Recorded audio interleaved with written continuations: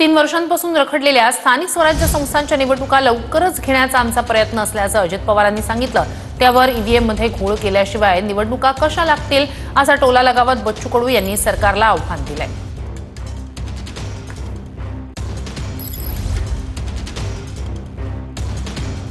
लवकरच आमचा प्रयत्न सुप्रीम कोर्टात मॅटर आहे।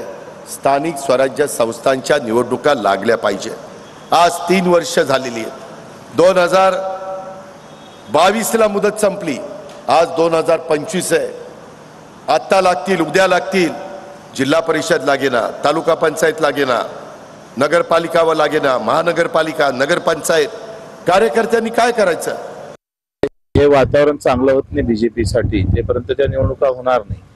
कारण पुन्हा ईव्हीएम मशीन मध्ये घोळ करण्याचा प्रकार करावा लागेल आणि त्यांना जर तशी व्यवस्था बीजेपीला नसली तर त्या निवडणुका होणार नाही आणि ती व्यवस्था झाली तर मग लगेच निवडणुका होईल। स्थानिक स्वराज्य संस्थेच्या मशीन मध्ये पुन्हा घोळ होऊ शकतो। होऊ शकतं। जर मर्दांगी असेल तर बॅलेटवर घ्यावं।